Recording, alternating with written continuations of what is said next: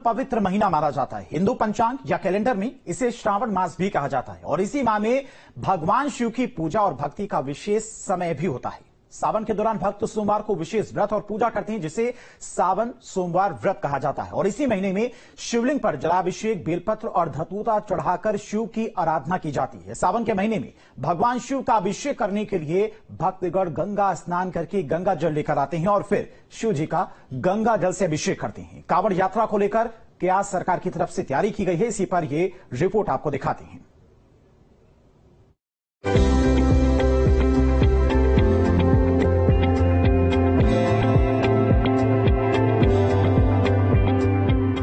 शास्त्रों के अनुसार सावन का महीना भगवान शिव के लिए बेहद प्रिय है और यही कारण है कि भक्त इस महीने में भगवान भोले को रिझाने की हर संभव कोशिश करते हैं। इसी क्रम में हर साल लाखों शिव भक्त गंगा नदी से जल लेकर शिव का जलाभिषेक करते हैं और इस गंगा जल को लाने के लिए भक्त सैकड़ों किलोमीटर लंबी यात्रा भी करते हैं और अपने कंधे पर गंगा जल से भरे कलश को लेकर वापस लौटते हैं। अपने आराध्य शिव का जल से अभिषेक करते हैं।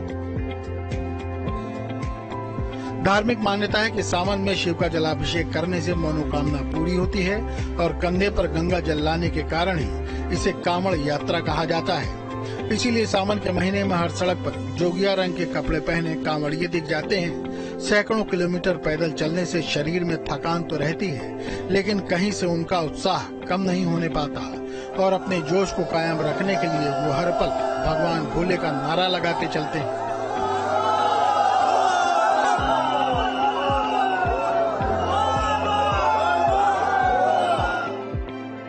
वैसे तो शिव की नगरी हरिद्वार से गंगा जल लेने के लिए देश भर में कांवड़िये अलग अलग रूट से आते हैं, लेकिन दिल्ली और गाजियाबाद से हर साल लाखों की संख्या में कांवड़िये जल लाने के लिए हरिद्वार जाते हैं और जाते समय इस रूट के कांवड़िये गाजियाबाद के दूधेश्वर महादेव का दर्शन करते हुए जाते हैं और जब लौटते हैं तो गंगा जल से महादेव का जलाभिषेक करते हैं। अकेले गाजियाबाद की बात करें तो 10 लाख से भी अधिक संख्या में शिव भक्त कांवड़ लेकर आते हैं और यहाँ बाबा भोले का जलाभिषेक करते हैं। सावन की शुरुआत 22 तारीख से हो रही है। ऐसे में इंतजाम अभी से शुरू कर दिए गए हैं। 22 तारीख से सावन महीने की शुरुआत हो रही है और सावन महीना भगवान भोले शंकर का सबसे प्रिय महीना माना जाता है और इसी महीने के अंदर शिवरात्रि पड़ती है, जिस पर लाखों की संख्या में शिव भक्त कांवड़ लेने के लिए हरिद्वार जाते हैं। अकेले गाजियाबाद से 10 लाख से भी ज्यादा की संख्या में शिव भक्त कांवड़ लेने के लिए हरिद्वार जाते हैं और गाजियाबाद के दुद्धेश्वरनाथ महादेव मठ मंदिर में जल अर्पित करते हैं। इस वक्त हम गाजियाबाद के दुद्धेश्वरनाथ महादेव मठ मंदिर के गर्भगृह में ही मौजूद हैं। तस्वीरें आप देख सकते हैं। श्रद्धालु यहाँ पर बाबा के दर्शन करने के लिए, जल अर्पित करने के लिए यहाँ पर आए हुए हैं। आप भी यहाँ पर दर्शन कर सकते हैं। बाबा के मान्यता है कि स्वयंभू शिवलिंग के रूप में बाबा भोलेनाथ यहाँ पर विराजमान है और इस मंदिर की दिल्ली एनसीआर में बेहद मान्यता है। दिल्ली से भी भक्त यहाँ पर दर्शन करने के लिए आते हैं और अक्सर जो कांवड़िये यहाँ से गाजियाबाद से होकर गुजरते हैं वो बाबा के दर्शन करके और यहाँ जल अर्पित करके ही आगे की तरफ प्रस्थान करते हैं। आज हम आपको गाजियाबाद के उन रास्तों की तरफ लेके चलेंगे जहां से कांवड़िये जल लेकर आएंगे। खासतौर पर प्रशासन ने किस तरह की व्यवस्था की है, अब तक रास्तों का क्या हाल है, वो सारी तस्वीरें आज हम आप तक पहुंचाएंगे। तो दुद्धेश्वरनाथ मंदिर से ये हमारा सफर शुरू होगा और आगे इस सफर में हम दिखाएंगे कांवड़ियों के लिए, जो शिव भक्त आएंगे उनके लिए किस तरह के इंतजाम अब तक किए गए हैं। कांवड़ यात्रा को लेकर हर साल मेरठ तिराहे पर मुख्य कंट्रोल रूम बनाया जाता है, क्योंकि यहीं से लौटते वक्त दिल्ली और नोएडा के कांवड़ियों का रास्ता अलग हो जाता है। इस साल भी नगर निगम की तरफ से मेरठ तिराहे पर कंट्रोल रूम बनकर तैयार हो चुका है, जहां करीब 200 से भी ज्यादा सीसीटीवी कैमरों से कांवड़ियों की निगरानी की जाएगी। हर साल मेरठ के तिराहे पर कांवड़ कंट्रोल रूम बनाया जाता है, जहां पर सीसीटीवी कैमरों की मॉनिटरिंग होती है। मेरठ तिराहे पर हम मौजूद हैं और मेरे पीछे जो आप देख रहे हैं ये वही कंट्रोल रूम है जिसको अब तैयार किया जा रहा है कांवड़ व्यवस्था को लेकर, और यहीं से मॉनिटरिंग की जाएगी।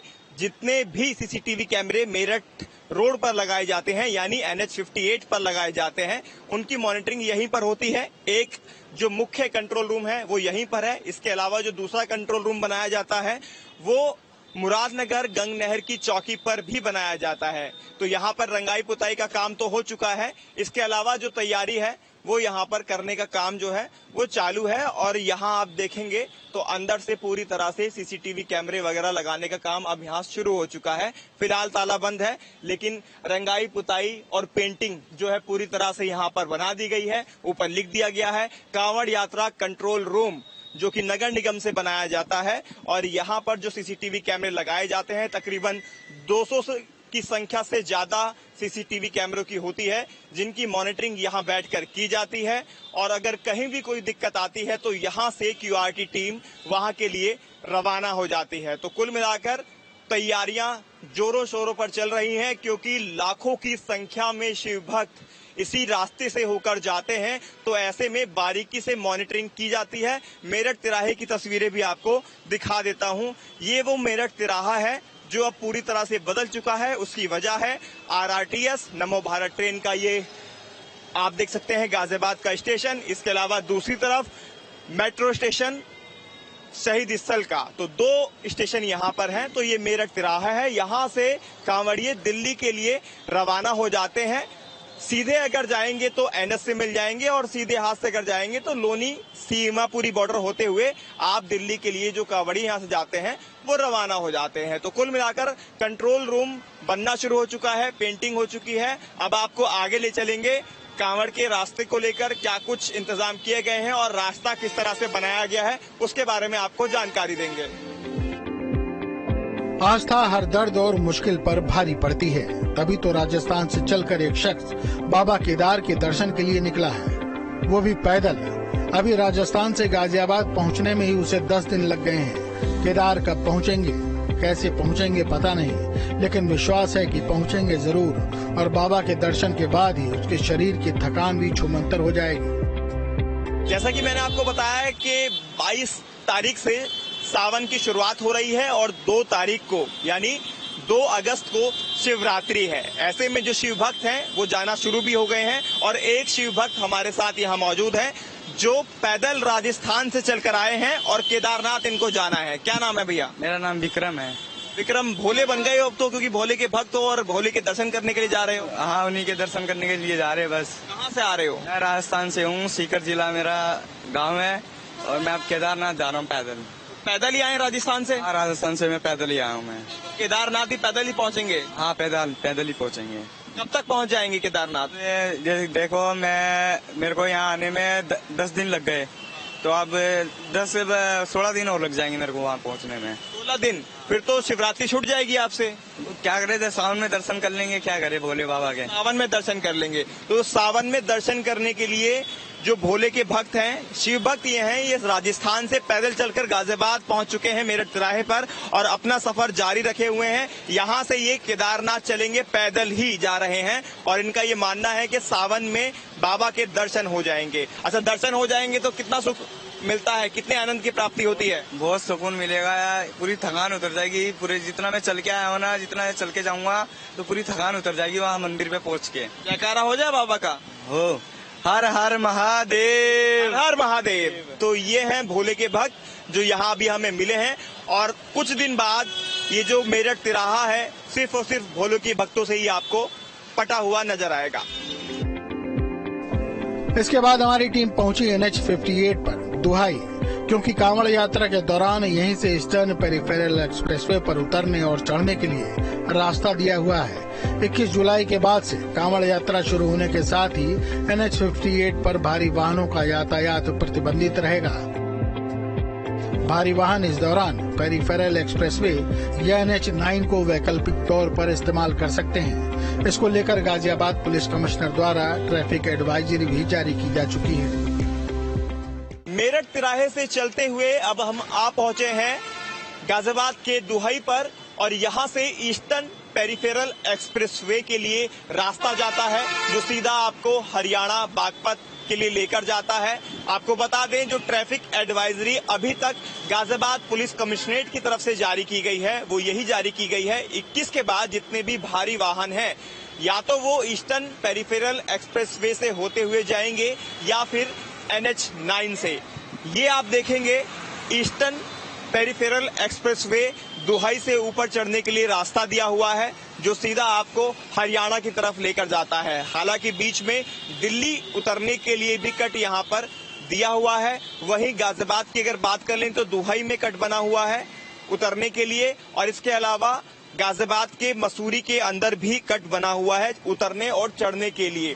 जो ट्रैफिक एडवाइजरी अब तक दी गई है उसके अनुसार जितने भी भारी वाहन हैं वो 21 तारीख के बाद से जो नॉर्मल NH58 है इस पर ट्रेवल नहीं कर सकते हैं, यानी साफ है रूट डाइवर्ट रहेगा। जितने भी भारी वाहन हैं उनको ईस्टर्न पेरिफेरल एक्सप्रेसवे और NH9 से ही होकर आगे जाना होगा, ताकि कांवड़ियों को किसी तरह की कोई परेशानी ना हो। इस बात का खासा ध्यान रखा गया है। और NH58 जिससे होते हुए अब तक हम दुहाई आए हैं, बहुत शानदार तरीके से इसको बनाया गया है।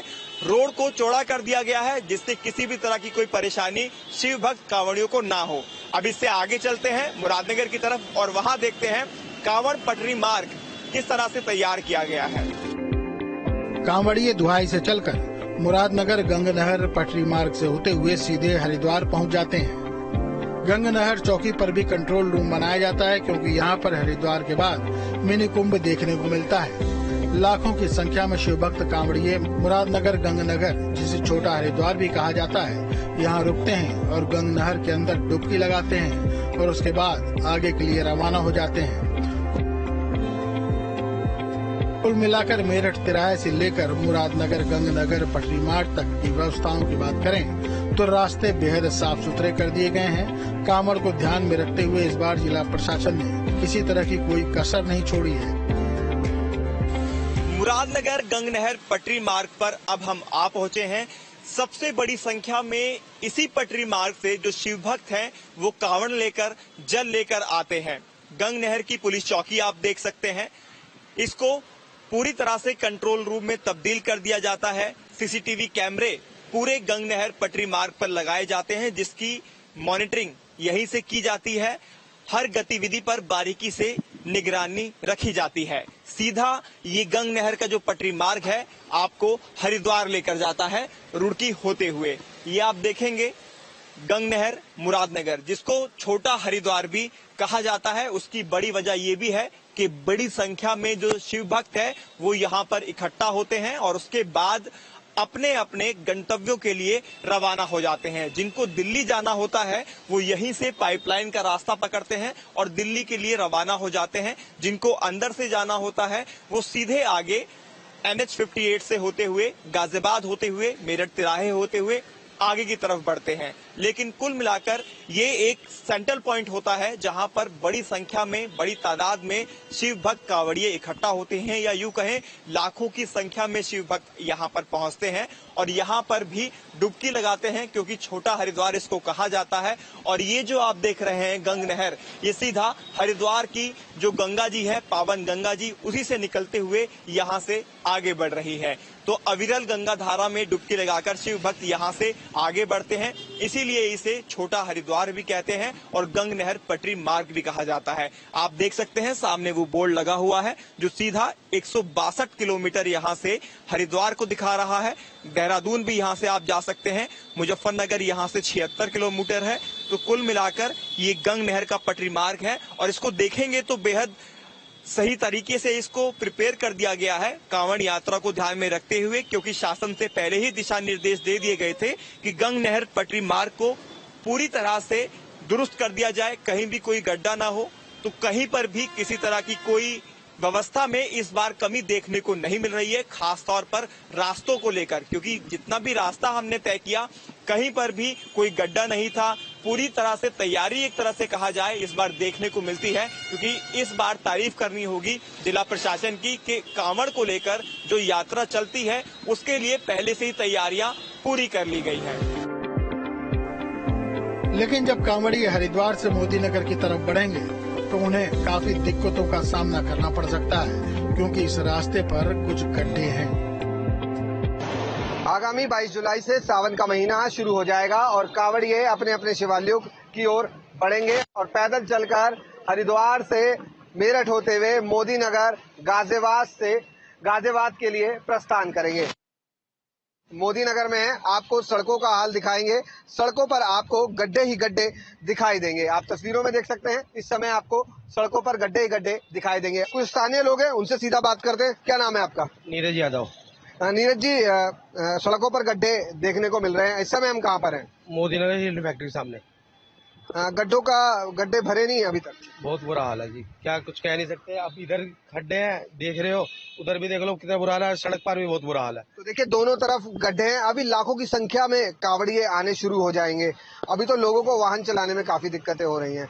कांवड़ियों को काफी दिक्कत होगी? बिल्कुल दिक्कत होगी। आगे पेट्रोल पंप, सीगरी पंप है, इतना बुरा हाल है।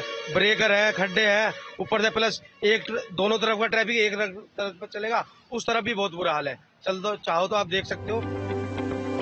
हर की पौड़ी, जिसका अर्थ है भगवान विष्णु के पैर, गंगा नदी के तट पर एक घाट है। ऐसा माना जाता है कि यह वही सटीक स्थान है जहां से गंगा पहाड़ों को छोड़कर मैदानों में प्रवेश करती है।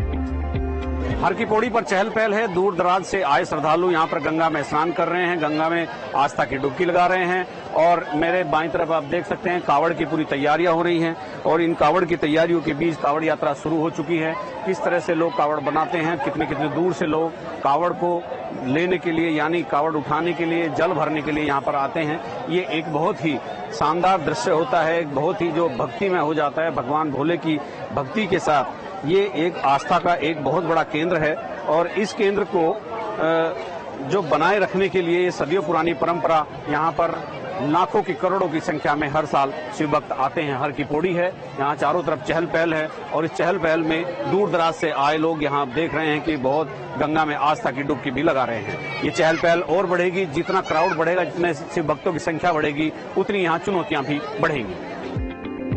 ये घाट गंगा नहर के पश्चिमी तट पर है, जिसके माध्यम से गंगा को उत्तर की ओर मोड़ा गया है। जब 22 जुलाई को कांवड़ियों की भीड़ हर की पौड़ी पर जुटने लगेगी, तब हर तरफ सिर्फ और सिर्फ जोगिया रंग ही दिखेगा। कावड़ विधिवत शुरू हो गई है और 22 तारीख से विधिवत तौर पर यहाँ से कावड़ शुरू हो जाएगी। शिव भक्त यहाँ से जल भरकर अपने गंतव्य के लिए निकलना शुरू होंगे। हर की पौड़ी पर है, हम इस समय हर की पौड़ी पर खड़े हैं। यहाँ लोग स्नान कर रहे हैं, श्रद्धा भाव से यहाँ आते हैं और पिछले साल जो कावड़ियों की संख्या का जो रिकॉर्ड टूटा है, वो इस बार फिर प्रशासन इस बात को लेकर के चौकन्ना हो गया है। तो ये जो है मेन हर की पौड़ी है और यहाँ से शिव भक्त आते हैं और जल भरते हैं। जल भरने के बाद पद यात्रा करते हुए जहां उनको जाना होता है वहां जाते हैं। यहां से जैसे पौड़ी, हर की पौड़ी से यहां से निकलते हैं तो एक रास्ता चंडी देवी से आता है, वहां से पूरे कुमाऊं मंडल और बरेली और मुरादाबाद मंडल के लिए निकल जाते हैं और सीधे पूरे वेस्टर्न यूपी, राजस्थान और हरियाणा के लिए निकल जाते हैं और पूरा महादेव में लोग वहां पर जाते हैं। तो 22 तारीख से यहाँ जल भरने की एक प्रक्रिया शुरू होगी। 22 तारीख को यहाँ विधिवत एक जल भरने की प्रक्रिया शुरू होने के बाद शिव भक्त यहाँ से अपने गंतव्य के लिए निकलेंगे और पिछले साल की जो संख्या है, इसलिए उसको मद्देनजर रखते हुए प्रशासन ने यहाँ बड़ी चौकसी और बहुत बड़ी सुरक्षा के इंतजाम किए हैं। ये हर की पौड़ी है, एक बार फिर मैं दिखाता हूँ आपको। हर की पौड़ी पर आप देख सकते हैं तो किस तरह से लोग यहाँ श्रद्धा भाव से स्नान कर रहे हैं। और वैसे तो कावड़ियों का आना शुरू हो गया है, जो बहुत दूर से कावड़िए आ रहे हैं वो आने शुरू हो गए हैं। और ये श्री माता गंगा माता का मंदिर है, आप यहाँ भी इनके भी दर्शन कर सकते हैं।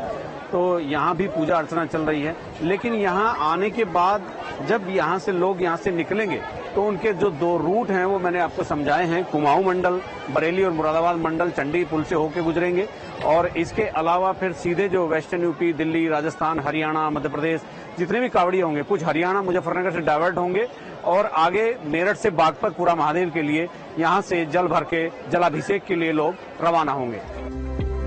हरिद्वार से कांवड़िए जल लेकर अपने अपने स्थानों की ओर वापस लौटने लगेंगे और कुमाऊं मंडल, बरेली मंडल और मुरादाबाद मंडल की ओर कांवड़ लेकर जाने वाले कांवड़िए चंडी पुल से होकर निकलेंगे, जबकि दिल्ली, राजस्थान, मध्य प्रदेश, हरियाणा और पश्चिमी यूपी वाले मेरठ से होकर बागपत होते हुए जाएंगे। जब कावड़ विधिवत शुरू होगी और शिव भक्त हर की पौड़ी से गंगा जल लेकर अपने गंतव्य को निकलेंगे तो सबसे पहला जो टर्न होगा वो ये टर्न होगा चंडी देवी का जो पुल है, जो चंडी घाट है, उस चंडी घाट से आपको मैं वो पहला टर्न दिखाता हूँ कि पीछे की तरफ से हर की पौड़ी से लोग आएंगे और ये चंडी पुल है और सामने आप देख सकते हैं पहाड़ के ऊपर चंडी देवी का मंदिर है और ये मैं आपको दिखाने की कोशिश करता हूँ कि चंडी देवी का ये मंदिर है। लेकिन ये चंडी पुल मैं आपको इसलिए दिखा रहा हूँ क्योंकि हर की पौड़ी से गंगा जल भरने के बाद जो कावड़ हैं वो कावड़िए इस पुल से निकलेंगे तो वो कहाँ जाएंगे आखिर? तो वो जाएंगे बिजनौर, वो जाएंगे उधम सिंह नगर, वो जाएंगे हल्द्वानी, वो जाएंगे मुरादाबाद, संभल, बरेली, पीलीभीत, बदायूं, आंवला और बरेली, शाहजहांपुर। यहाँ के शिवभक्त हर की पौड़ी से गंगा जल भरने के बाद इस रास्ते से होकर अपने गंतव्य स्थल तक, यानी जहां भगवान शिव की उनको आराधना करनी होगी, जलाभिषेक करना होगा, वहां तक वो जाएंगे। लेकिन जो सबसे व्यस्त रास्ता होगा वो दिल्ली की ओर जाने वाला मार्ग होगा। ज्वालापुर और बहादुराबाद से यात्रियों के लिए दो विकल्प होंगे। एक तो वो मुख्य मार्ग से होते हुए दिल्ली जा सकते हैं। इस रास्ते से मुजफ्फरनगर, मेरठ और गाजियाबाद जाया जा सकता है, या तो वो नहर की पटरी से होते हुए मेरठ बागपत जा सकते हैं। हर की पौड़ी से गंगा जल लेकर चलने वाले शिव भक्तों के लिए जो एक मुख्य मार्ग होता है, जैसा मैंने भी आपको चंडी घाट वाला दिखाया, वहां से कहां के कावड़िए जाते हैं, कहां के किस क्षेत्र को बिलोंग करते हैं, कहां जाना होता है। लेकिन मुख्य मार्ग जो है, जहां मैं इस समय खड़ा हूं, ये मुख्य मार्ग है हर की पौड़ी से ठीक 3-4 किलोमीटर आगे ये दिल्ली हाईवे है। और इस दिल्ली हाईवे में मैं आपको दिखाना चाहूंगा कि सामने आप ये बोर्ड भी देख सकते हैं। तो ये यहीं कनखल जाएगा, लक्सर जाएगा, दिल्ली जाएगा।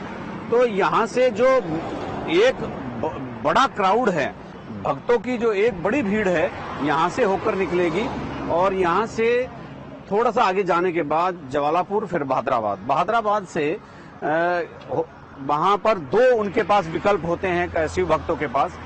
बहादुराबाद से आगे दो विकल्प मैंने जैसे अभी आपसे मैं जिक्र कर रहा हूँ। एक तो मुख्य राष्ट्रीय राजमार्ग से मेरठ की तरफ, मुजफ्फरनगर की तरफ अपने गंतव्य के लिए निकल जाते हैं, और दूसरा बहादुराबाद से नहर की पटरी, यानी जो गंग नहर है उसकी पटरी से भी कावड़िए जाते हैं। तो यहाँ से नहर की पटरी होकर सीधे मेरठ पहुंच जाते हैं और वहां से बागपत के रास्ते, बागपत रोड पर जाकर पूरा महादेव पर जल चढ़ाते हैं। और जो इधर मुख्य मार्ग से जाते हैं वो मुजफ्फरनगर, मेरठ, गाजियाबाद, दिल्ली, जहां भी उनको जाना होता है, जिस तरफ भी जाना होता है, जहां उनको जल चढ़ाना होता है, जहां उनको भगवान शिव को जलाभिषेक करना होता है, उसी रास्ते पर वो चल पड़ते हैं। लेकिन मुख्य मार्ग यही है और 22 तारीख से जब विधिवत जल भरना शुरू होगा उसके बाद भीड़ बढ़ेगी और भीड़ बढ़ने के बाद 7-8 दिन के लिए ये राजमार्ग बंद हो जाएगा। तो ये मुख्य मार्ग है। हर की पौड़ी से जितने भी शिव भक्त हैं वो जल भरेंगे और जल भरने के बाद इस रास्ते से निकलेंगे और यहाँ से ज्वालापुर के आगे बहादुराबाद से दो विकल्प उनके पास होंगे, एक गंग नहर की पटड़ी और दूसरा जो मुख्य राष्ट्रीय राजमार्ग है, वो मुख्य राष्ट्रीय राजमार्ग से होते हुए भी जा सकते हैं और रुड़की से बीच से भी निकल सकते हैं, लेकिन आगे भी राजमार्ग में ही वो सड़क मिल जाती है। तो ये मुख्य मार्ग है और यहाँ से शिव भक्त गुजरेंगे, बड़ी भीड़ होगी, चहल पहल होगी और यहाँ पर पूरा हरिद्वार से लेकर जहाँ तक उनका गंतव्य स्थल होगा वहाँ पूरा वातावरण शिवमय हो जाएगा। शास्त्रों के अनुसार सबसे पहले भगवान परशुराम ने कांवड़ यात्रा की शुरुआत की थी। परशुराम भी गढ़मुक्तेश्वर से गंगा जल लेकर बागपत गए थे और पूरा महादेव का जलाभिषेक किया था। इस साल सावन की शुरुआत 22 जुलाई से हो रही है और 19 अगस्त को सावन खत्म हो जाएगा। इस सावन में 6 सोमवार पड़ रहे हैं और कांवड़ यात्रा भी 22 जुलाई से शुरू होकर 2 अगस्त को खत्म हो रही है। सरकार की कोशिश है कि इस बार कांवड़ियों को कोई असुविधा न हो और उनकी यात्रा मंगलमय हो। Team news studio.